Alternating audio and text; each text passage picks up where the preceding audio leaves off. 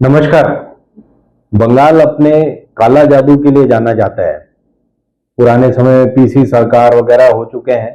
अब पता नहीं काला जादू क्या होता है या पीला जादू क्या होता है, लेकिन इस वक्त तीन बड़े जादूगर बंगाल में अपना मायाजाल फैलाए हुए हैं और ये तीनों उच्च पदों पर रह चुके हैं या हैं। और इस वक्त इस तरह से उन्होंने बंगाल को अचंभित किया हुआ है कि क्या कहने। सबसे पहले हैं बंगाल के गवर्नर सीवी आनंद बोस। इन पर दो महिलाओं ने यौन उत्पीड़न का आरोप लगाया है। कोई भी गवर्नर पे ऑफिस में रहते हुए शायद ये दूसरी बार हुआ है।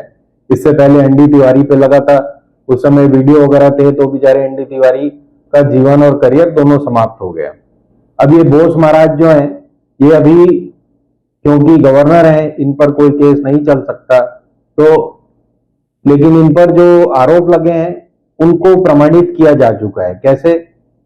पहले तो उनकी एक कर्मचारी हैं, उनकी जो राजभवन में एक कर्मचारी थी, उन्होंने आरोप लगाया कि इन्होंने मुझे छेड़ा 2 मई को, और उसके बाद उन्होंने पुलिस रिपोर्ट की, जिसके बाद पुलिस ने राजभवन के 4 कर्मचारियों और ऑफिसर्स को बुलाया, 3 को गिरफ्तार भी किया जो अब अग्रिम जमानत पर हैं।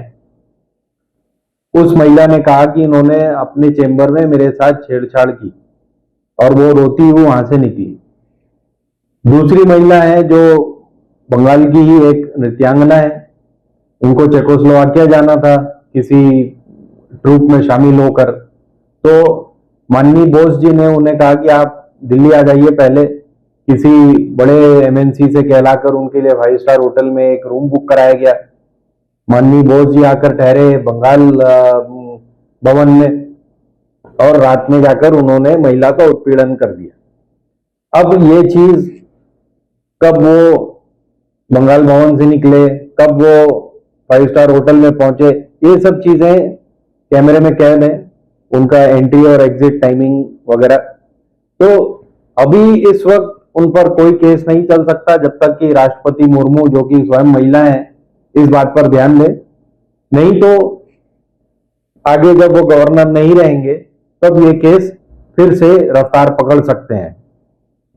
अब दूसरा मामला उनके साथ यह है कि उन्होंने कुछ समय पहले कहा था कि वो किसी कॉन्स्टिट्यूंसी में जाकर चुनाव प्रचार जैसा कुछ करेंगे। इसके विरोध में ममता नाराज हुई थी। इसके विरोध में उनको ईसी से भी रिक्वेस्ट आई थी कि आप इस तरह की हरकत ना करें, गवर्नर रहते हुए शोभा नहीं देता, तो फिर वो शायद नहीं गए।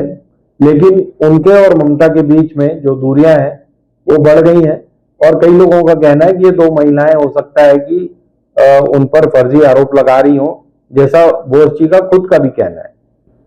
खैर, 2 जादूगर और हैं। ये दोनों हाईकोर्ट के जस्टिस रह चुके हैं। एक है माननीय श्री अभिजीत गंगोपाध्याय, जो हाईकोर्ट के जज रहते हुए उन्होंने पता नहीं क्या क्या किया। 2020 में वो कंफर्म्ड हाईकोर्ट के जज बने। उसके बाद उन्होंने अब बीजेपी ज्वाइन कर ली और तामलुक नाम की कॉन्स्टिट्यूंसी से अब वो बीजेपी के कैंडिडेट भी हैं। उन्होंने प्री मैच्योर रिटायरमेंट लिया, अभी 61 ईयर्स के ही हैं, चाहते तो 62 एक आध साल और काम कर सकते थे। लेकिन प्रेस कॉन्फ्रेंस में उन्होंने ये बताया कि पिछले 7 दिन से मैंने कोई जजमेंट नहीं लिया है, न कोई केस नहीं लिया है, और पिछले 7 दिन से ही मैं बीजेपी के टच में और बीजेपी वाले मेरे टच में, और इन 7 दिनों के अंदर ही ऐसा काला जादू हुआ कि उनको तामलुक की सीट ऑफर हो गई। तीसरे जादूगर हैं श्री चितरंजन दास। ये अभी अभी रिटायर हुए हैं। उन्होंने अपने रिटायरमेंट स्पीच में एक जादुई स्पीच दी और कहा कि मैं 37 साल से आरएसएस का सदस्य था और अब वापस आरएसएस में चला जाऊंगा, लेकिन अपनी जादूगरी इतनी अच्छी है कि मैंने इन 37 सालों में कभी भी अपने जो पेरेंट ऑर्गेनाइजेशन है आरएसएस, इनको कभी भी मैंने फेवर नहीं किया। अब ये इंसान लोग तो नहीं कर सकते, ये जादूगर लोग ही ऐसा काम कर सकते हैं। बंगाल के पड़ोस में ही एक और राज्य है उड़ीसा, वहां एक जादूगर रहते हैं, स्पोक्स पर्सन है बीजेपी के माननीय श्री डॉक्टर संबित पात्रा। अब इन्होंने एक इलेक्शन हार चुके हैं, उड़िया लोग इन्हें पसंद नहीं करते, लेकिन यह डॉक्टरी दिखाते हुए वहां पहुंच जाते हैं और अजीब अजीब सी आवाजें निकालने के लिए फेमस है। पुई शुई ये सब करते रहते हैं टीवी पर।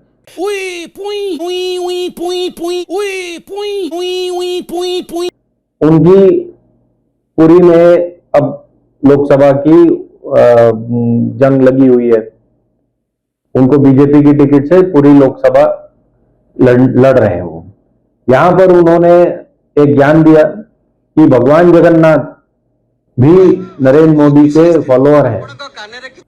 अब उनका कहना है कि मैं ऐसा नहीं कहना चाहता था, मैं कहना चाहता था कि नरेंद्र मोदी भगवान जगन्नाथ के फॉलोअर हैं।